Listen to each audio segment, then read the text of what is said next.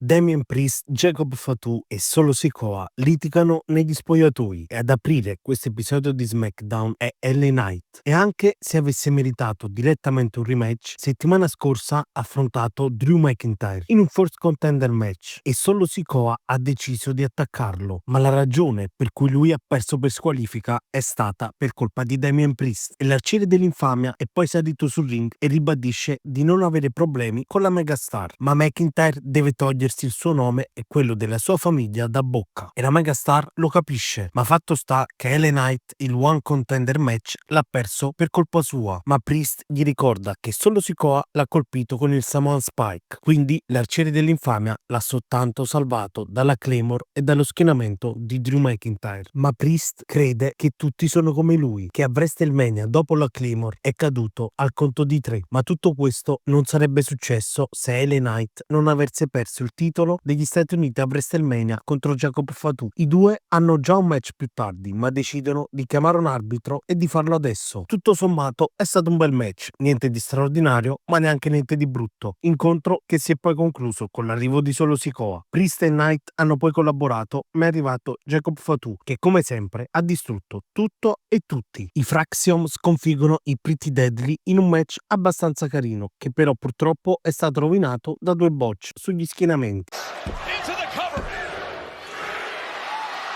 Win. And the kick out. Va bene, il primo, Kit Wilson, dopo la standing shooting star press, si è aperto il labbro, però alla fine sono i Fraxiom a portarsi la vittoria a casa con la combo Spanish Fly e Phoenix Splash. B-Fab e Michin vogliono una chance ai titoli di coppia, ma Raquel Rodriguez e Liv Morgan sono in ferie grazie al film che Liv sta girando, ma vengono interrotte dal Secret Service e Chelsea Green vestita a lutto. Vuole prima portare Nick Aldis davanti alla Corte Suprema, ma per non farlo vuole una rivincita per il titolo, e Aldis invece le dice che Zelina Vega ha già un match stasera contro Piper Niven e se Piper vincerà allora Chelsea avrà la sua opportunità, e Chelsea sviene facendoci morire dalle risate. Ma purtroppo è arrivato il momento di Nia Jax, che è tornata per riprendersi ciò che era suo, cioè il titolo WWE femminile, e viene interrotta dalla campionessa Tiffany Stratton, che ha appena battuto una delle migliori di tutti i tempi a WrestleMania e sicuramente sconfiggerà di nuovo anche Nia Jax. Ma arriva anche Naomi e fino a poco tempo fa ha provato in tutti i modi a prendersi quel titolo, quando la campionessa era Nia Jax, ma Tiffany Stratton le ha reso la vita un inferno, facendo sempre vincere l'amica, e lei sicuramente è cambiata, mentre Tiffany no, e dopo aver buttato Jade Cargill su un'auto, ora è il momento di buttarla sotto un'auto. Arriva la tempesta, parte il rissone e Nick Aldis annuncia il solito tag team match come main event. Non c'erano altre persone? Dovevano riaccendere la faida con Nia Jax. The Miz vuole rispetto, essendo lì da 20 anni. Tutti vanno a cercare fortuna in altre federazioni per poi ritornare sempre in WWE. Lui invece non se n'è mai andato e per quello vuole rispetto, e The Miz viene sconfitto da Aleister Black nel suo primo match in WWE dopo il 2020. Questo ritorno mi esalta? Assolutamente no. Farà bene in WWE? Poco ci credo. Santos Escobar crede di aver meritato il posto di Rey Phoenix a WrestleMania e i due si affronteranno stasera. Zelina Vega in un gran bel match batte Piper Niven dopo che Chelsea Green ha provato a distrarre la campionessa, che però non si è fatta trovare impreparata, scansandosi facendo colpire la Green dalla Niven e vincendo grazie ad uno schienamento rubato. Nick Aldis dice a Solo Sikoa e Jacob Fatu che nelle ultime 2 settimane hanno fatto di tutto pur di non far diventare nessuno il One Contender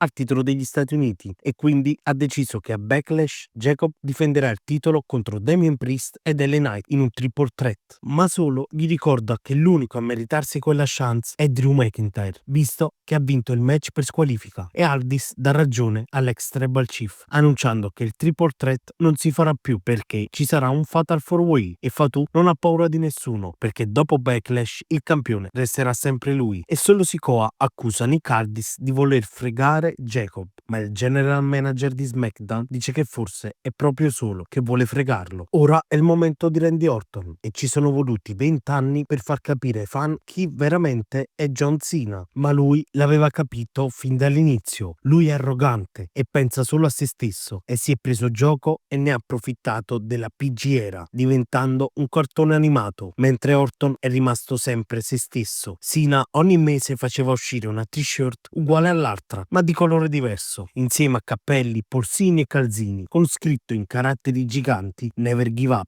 E la vera ragione per cui John Cena non vuole figli e non ha famiglia è perché è troppo stanco e annoiato dai figli dei fans, perché l'unica cosa che a lui importava era far salire il prezzo del suo merchandising, così i genitori dovevano sborsare sempre più soldi per far felice i figli. Si è costruito una carriera sulle parole hustle, loyalty e respect, ma settimana scorsa ha detto che avrebbe cancellato per sempre il cognome Orton dalla storia del wrestling e per farlo dovrà passare sul corpo del padre. John Cena ha promesso di essere l'ultimo vero campione, ma sarà soltanto l'ultima vera leggenda che sarà distrutta da Randy Orton. Settimana prossima a Backlash, nella sua città natale, di fronte a sua moglie e ai suoi figli, lo colpirà con il suo miglior punt kick nella sua testa da Lego e poi lo colpirà con le 3 lettere più pericolose dello sport spettacolo: RKO. Rey Fenix batte Santos Escobar in un gran lucha match ricco di acrobazie e voli grazie ad una diving meteora, e Andrade sta cercando in tutti i modi di convincere Los Garza ad abbandonare Santos Escobar. E nel main event Jade Cargill e Tiffany Stratton battono Nia Jax e Naomi in un match tutto sommato carino grazie alla powerbomb di Jade su Nia Jax, spot ormai visto e rivisto, fatto anche da ragazze molto ma molto meno potenti di Jade. E dopo il match la Tempesta prende il titolo, ma Naomi da dietro l'attacca alzando lei il titolo al cielo. E con queste immagini si conclude questo episodio di SmackDown, noiosissimo e che se tornassi indietro non guarderei assolutamente. E non sto scherzando, altri episodi sì, erano bruttini, ma almeno mi lasciavano qualcosa. Questo invece mi ha lasciato soltanto la noia, ma come sempre vi raccomando di lasciare un like e un commento, di seguirmi su Instagram e TikTok e di iscrivervi qui su YouTube. Noi ci vediamo in un prossimo video. Ciao ragazzi!